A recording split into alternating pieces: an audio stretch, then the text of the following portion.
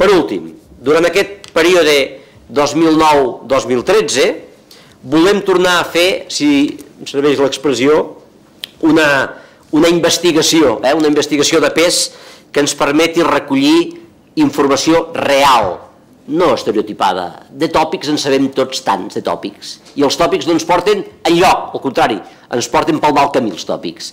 Per tant, una investigació de pes que ens permeti recollir informació real, concreta, sobre possibles resultats que haguem aconseguit fins ara i mesurar també el que queda per fer.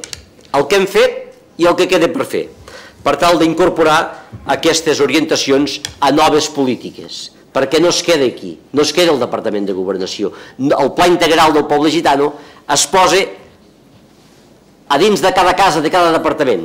Aquest és l'objectiu.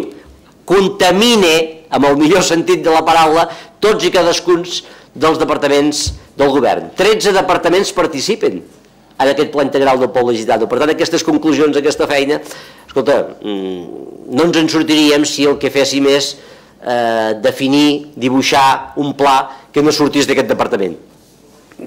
Quedaríem molt bé, potser, i tots estaríem potser contents i ens semblaria que hem fet la gran cosa, però l'èxit està en contaminar, en posar-se no a la cuina i al menjador i al llit, si convé, de cadascun dels departaments del govern del país, perquè aquella visió específica, determinada, concreta, de la realitat gitana es contamini pel conjunt del govern, de l'administració, perquè després tingui efecte, evidentment, pel conjunt de les polítiques públiques i tingui ressò en el si de la societat. Per tant, incorporar aquestes orientacions a noves polítiques. Vosaltres sou generadors de noves polítiques públiques. I algú que no tingués la trajectòria que teniu vosaltres diria, mira, aquí ve un polític una altra vegada a dir la seva, oi? Però no, vosaltres sabeu que ha existit un primer pla i que en part ja s'ha aconseguit una part, i que amb aquest segon anirem molt més enllà perquè és molt més ambiciós que el primer. Però som ambiciosos i alhora realistes, som ambiciosos i toquem de peus a terra.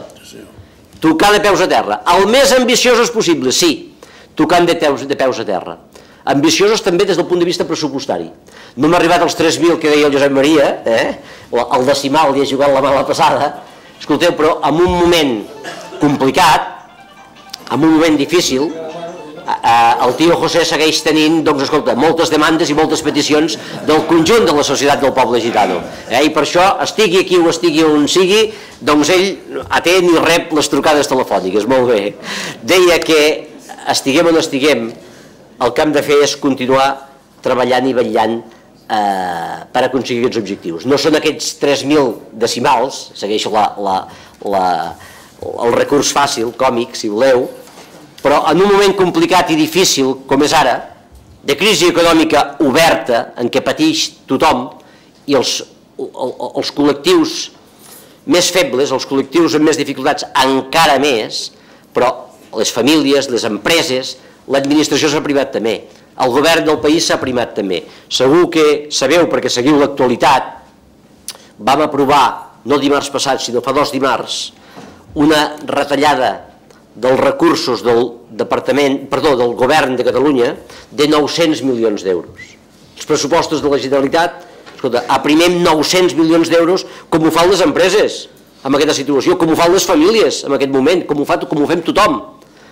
Malgrat això us vull dir que el Pla Integral del Poble Gitano és importantíssim. Segueix sent el nervi, la columna vertebral de les actuacions públiques. I per tant, en aquestes retallades hi ha coses que retallen i coses que són claus, que són bàsiques, que són estructurals, que no podem retallar.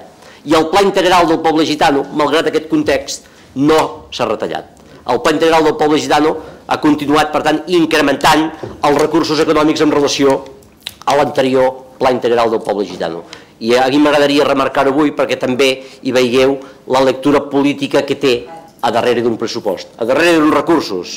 Els pressupostos, els recursos que es destinen sempre tenen una lectura política. I això que és important, això que és clau, aquest pla, no té retallada, els recursos sempre són insuficients, és evident, i els recursos públics encara més, oi?